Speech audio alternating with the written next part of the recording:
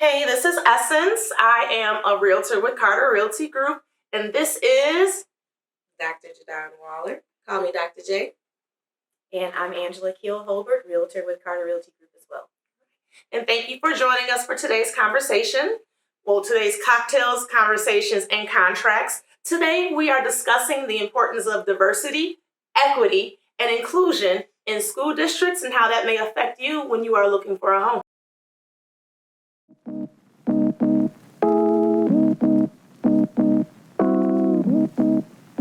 Hey guys, we're back. We had so much fun getting into all these different topics that we're going to do a part 2. Yes. So we're going to just start off by asking Dr. Waller, Dr. J. Dr. J. Yes. What do you think are the greatest misconceptions about what makes a good school? This is a hard one, right? Because we all have been conditioned similarly. And so there is this misconception that, if I get my student into a school that's predominantly white, that they will have access and opportunities, and they will, right? And that's the part that makes it most difficult, because they will have access, they will have different opportunities that those schools afford them. But if they are looking to see themselves, well, that is the part that you lose out on. And a student's identity is incredibly impactful and important to who they are and how they move around the world. And it's also, and so one way that I have people, I'm not a realtor, obviously, but like when I look at like demographics, like I use the Illinois state report card whenever, like when I was looking for my houses, that's where I went. It's fairly simple. You type in the district, et cetera. And so as I'm looking at those demographics, I begin, and even in the work that I do now, like I have these conversations because, you'll have a district that's 53% white. And I'm like, okay, but why isn't the whiteness broken down into different pieces? We got immigrants. Yes. We probably got Indians. I mean, and so Indians do identify as Asian, but you do have a lot of Muslims that identify as white. And it's very interesting as far as that Middle East piece. So anyhow, then you have 47% that are students of color. And so, what I then say is, why are we all separated into these little pieces? And then it really digs into like that Trevor Noah conversation. He talks about in his book, Born to Crime, how, Black tribes were pitted against each other so they wouldn't revolt against the white man. But they were the two most powerful tribes. And so had they not been separated, they would have been able to overcome. And so that's how I look at the people of color piece, like, okay, we got to be a unit. We're the people of the global majority. And then I say, all right, we haven't talked about LGBTQ, but that's a big piece. And that falls within every race that's there. And so I'm like, when I look at Oswego, when I look at Bolingbrook, when I look at Romeoville, when I look at, even Naperville, Aurora, like the students that we are supporting are predominantly students who come from marginalized background. And so when looking at that piece, that's honestly, I think that's the better school district, because you have all of these different nuances. And, when you are thinking that whiteness is your way to success, you end up losing, because, at the end of the day, you might have someone who is understanding of you or appreciates you, but you'll never be white. Period. Yeah. Doesn't wash off. Yep. Doesn't wash off. And again, I know we talked about this in part 1, but like the value of seeing yourself, right? Because you can't be it if you don't see it, right? But also being able to see it helps you to relate and feel comfortable and be your full self. And we know, when you're probably junior high, high school is when you are starting to be comfortable, starting to develop your personality, starting to know kind of who you are, right? And so those are formative years where you need someone who you know has your best interests. And sometimes that, or all times, it starts with being able to feel comfortable to walk up to them and have a conversation. Absolutely. Yep, Absolutely. you're right, because there's a lot of distrust. Yes. With our Black and brown students, and we're honestly mostly Black students. They have an awareness that I don't think people really understand. Yes. They don't have the language, but they have the awareness. So it is important for them to be able to see themselves. And to be honest, it's important for them to have people who are white that see them. Absolutely. There's some pretty good, teachers in different spaces who happen to be white who get it. And that's the other piece. Okay, we got to equip everybody to really understand so that we can make sure we give them what they need. Well, and I think that's the true piece about diversity is it really does take everyone. It's not, that's the true inclusion. It's not just, it needs to be all Black. It needs to be all white. It needs to be all Muslim. It needs to be everyone in order to have a real picture of what life is going to be like outside of that door. Because it's not going to be, it can be a drawback for even the white kids to go from everything is all white and then you come over here and it's a sprinkle and now you don't know what to do because you feel like you're a fish out of water. Right. Like we need to figure out how to get something done. I don't know. I don't know. Well, and getting back into that space of like the misconceptions of, how we as parents, choose our home, choose the community, choose the area. I think that people of color have a really difficult task because we want to embrace and love all the parts of us and who we are, but we also understand that there are systems that work together for not our good. And so something that you were saying earlier made me think about as far as how our kids see themselves and our Black students and our brown, but mostly our Black students, they see themselves from a deficit lens. Whether it's media or in classes, it's where do you start their story from? Slavery, like that. When you start from these deficit places and then you say, all right, go be great. And then you're upset because they're not able to, see themselves in this positive or an asset-based way. And so white schools, unfortunately, that is what they do. Yeah. And so it's important that when we put our kids in those spaces to be around predominantly white folks, we as parents have to be able to equip them to understand, their position, who they are, and their identity. It's on us to educate them. Agreed. Sorry, it is on us to educate them. And what are some other ways? I mean, I have my own thoughts. Tell me. But I know I teach at a Black-owned dance studio, and I know that I have students who are at Generation Dance because their parents want them to be in Black spaces. Oh, yes. Right? So they may not be in a Black space Monday through Friday in their school, but their parents have been very intentional about saying, let me make sure my child is in a Black space for dance. Or let me send my child to the YMCA over at the Hartman Center on the East Side to make sure that they are in a Black space over the summer. So how are some ways that if this is a desire of a parent for their child to say, hey, you know what? They may be at a school where they don't see themselves, but I'm going to make sure that they see themselves in other spaces, maybe. I mean, I would prefer that they have opportunity to see themselves in school. Yeah, I know. So, with that, I would say come to board meetings. Yes. Thank you. That's an important piece. You find that there are a lot of people who lean to the right. And, and honestly, I don't really have anything against anyone's views, but when it comes down to it being anti-Black or anti-LGBTQ or anti-Muslim or anti-Semitic or whatever that's going to look like, then it's an issue. Right. And so I think that parents don't recognize that their voices, when they do step up and come into those spaces, they hold so much value. And it's something that we were saying earlier, as a dean, I would also recognize the Black and brown parent that was involved, their students really didn't get I don't want to say messed with, but mistreated as much because they knew, okay, your parents are going to show up. Yep. Period. And so it's so important that even if it is a space that is a white space, and honestly, even when there is diversity, those spaces are still inherently white. And so you really, as a parent, you do need to show up in those spaces. Right. And it is something that I push myself to do because I always talk about it. So I joined the Booster Club in Plainfield, and that was weird, you know, but it was good to like be in that space and to show up. And because I did, there were other Black parents like, what you, I'm like, come on, let's do it. So, you know, that's my take on that piece.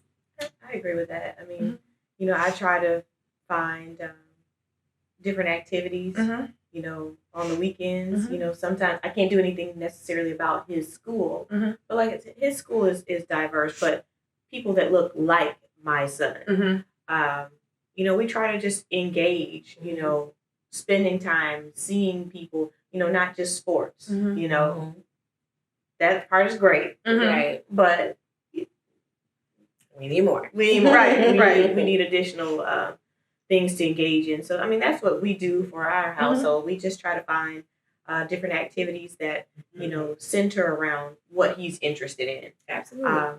So that's what I would suggest. But, you know, getting involved. I volunteer whenever they send out things for, you know, at his school, like the book fair. Because you want them to know who I'm present. Yes. Yes. So we did a cooking class at the end of his school year last year.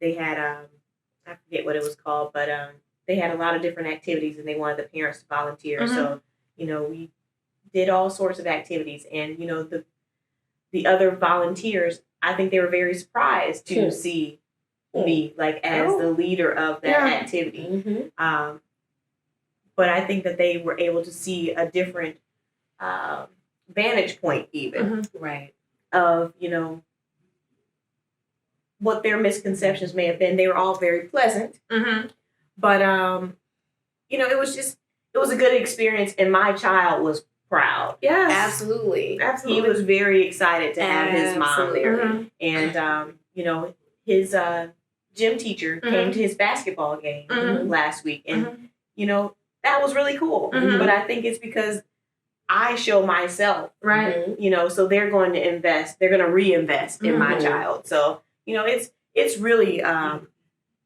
parental responsibility to be engaged, to be present, to be a part of your child's everyday interactions. You can't expect someone else to have that level of responsibility and that they're going to fix your child or they're going to do whatever. Their job is to teach, and we would hope that they would insert other components, but that's not their real responsibility. Their job is to do their job.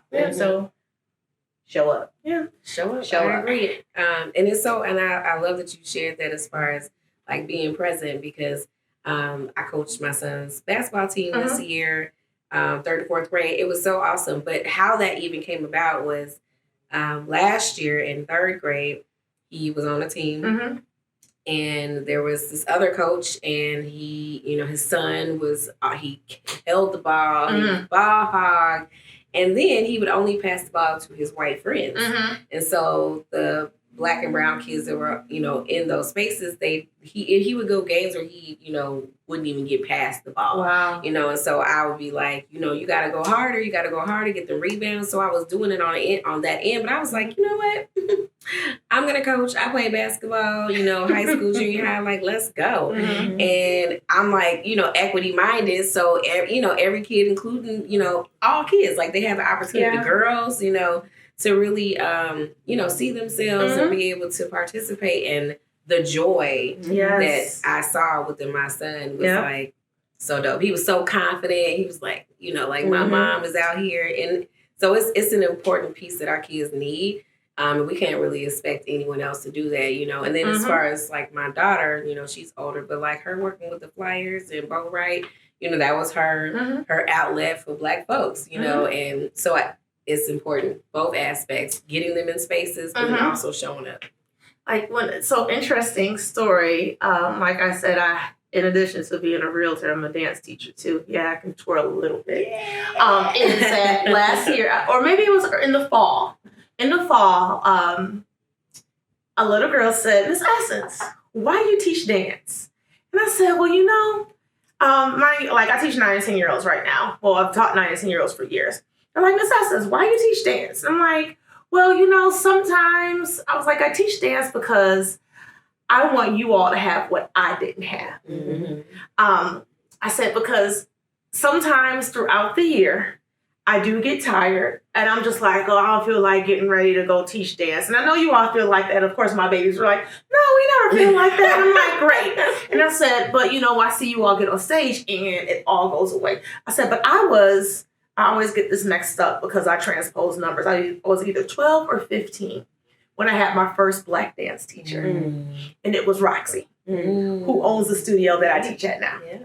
And when I tell you, me and Jackie and Tamika were like, "Oh my God, Yeah. this is Miss Roxy, she's Black." And I want my students to have that feeling every time they come into the studio. Yes. And sometimes I forget, or I take the value for granted until you're somewhere walking, you see somebody you had when you were 5, who's like, "Hey, Miss Essence," or when I'm teaching somebody's kids, because I've been teaching that long now. But it is one of the joys, I think, and especially during this season of my life, it has been, and I won't cry, but it's brought me such joy to be able to walk in and to know that, like, somehow I'm making an impact, and that they see me, and I'm their Miss Essence. And they see themselves. And they see themselves. And that they are like, "I got you." Do you know they gave me all cards? They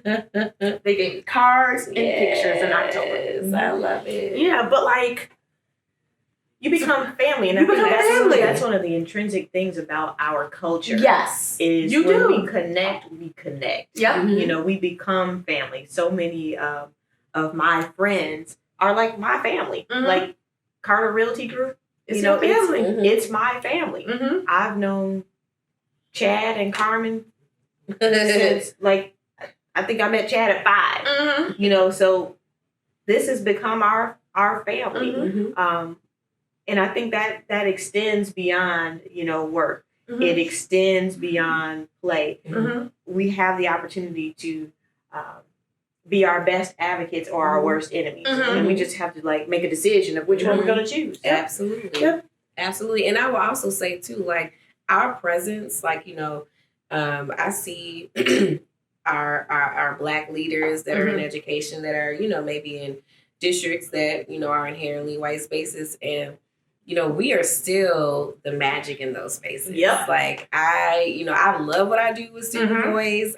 We built a coalition, and so I work with students from all these different backgrounds, but it's that spirit and that Blackness, that joy, that Black excellence, that they still feed off of that. So it's not even our babies receive that piece inherently, right? But everybody gets a piece of it, because I honestly was even nervous about, being this Black coach with these little kids. And these white parents were like, "We just love how well you work with the kids." And I'm like, "For real? All right." So we have a joy and a magic and an excellence within us. And it's tough because I know we feel like I feel this way all the time. Like, it's not my responsibility for the adults, but for these kids, like, I'm willing to overstep in certain spaces to make sure that that they understand the beauty. Yeah.